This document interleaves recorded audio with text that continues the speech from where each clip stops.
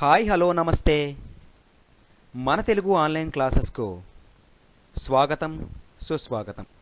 ఇప్పటివరకు మన Telugu online classes ఛానల్ని ఇంకా ఎవరైనా సరే సబ్స్క్రైబ్ చేసుకోకపోతే ప్రతి ఒక్కరు సబ్స్క్రైబ్ చేసుకోండి. నేను పెట్టే ప్రతి వీడియోని పూర్తిగా చివరి వరకు చూసి లైక్ చేసి కామెంట్ చేసి కొద్దిమందికైనా సరే తప్పనిసరిగా షేర్ చేయండి.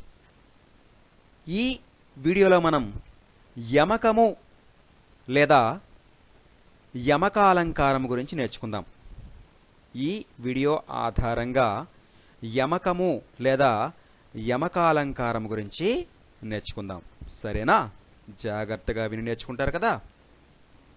లక్షణము: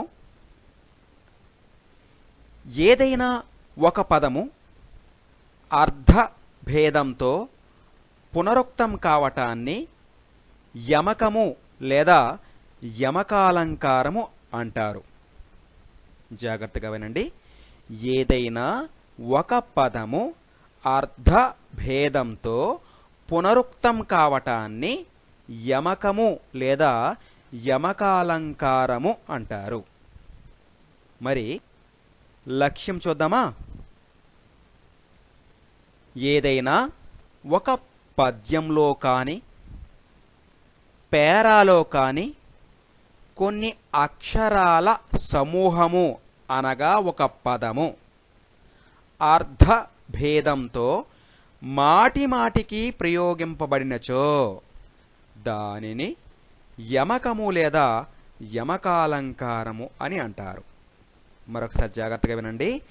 ఏదైనా ఒక పద్యములో కానీ ఒక పేరాలో కానీ కొన్ని అక్షరాల సమూహము అనగా ఒక పదము అర్థభేదంతో మాటిమాటికి అక్కడ లక్షణంలో పునరుక్తం కావడాన్ని అన్నారు. దానికి అర్థం మాటిమాటికి ప్రయోగింపబడినచో, ఎక్కడైతే ఒక పదము అర్థభేదంతో మాటిమాటికి ప్రయోగింపబడుతుందో అటువంటి దానిని యమకము లేదా యమకాలంకారము అని అంటారు. అర్థమైంది కదా. మరి ఒక ఉదాహరణ చూద్దామా? చూడండి. పురమునందు అంతి పురమునందు అనే ఒక చిన్న ఉదాహరణని నేను తీసుకోవడం అనేది జరిగింది. ఏం తీసుకున్నాను? పురమునందు అంతి పురమునందు అనే ఒక చిన్న వాక్యంలో ఉండే ఒక ఉదాహరణ తీసుకోవడం అనేది జరిగింది. చూడండి దీని యొక్క సమన్వయం చూడండి.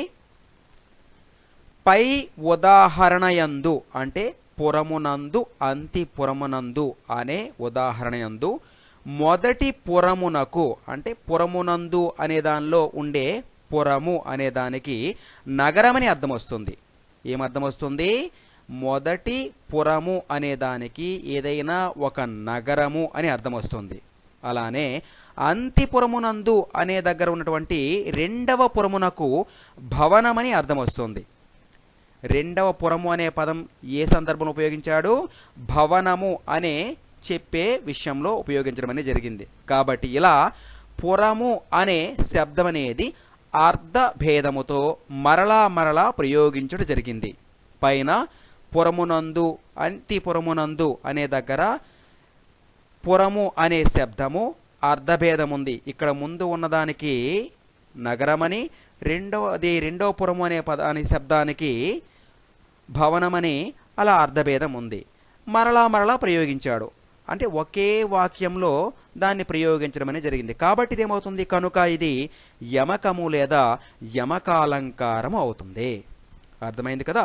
ఇటువంటివి ఎక్కడైనా సరే మీరు చదువుకునే సందర్భాల్లో ఏ పాఠ్యాంశంలోనైనా సరే వచ్చినట్లయితే అటువంటి దానిని యమకాలంకారముగా మీరు గుర్తుపెట్టుకోవాల్సి ఉంటుంది. అర్థమైంది కదా. అందరికీ ధన్యవాదములు.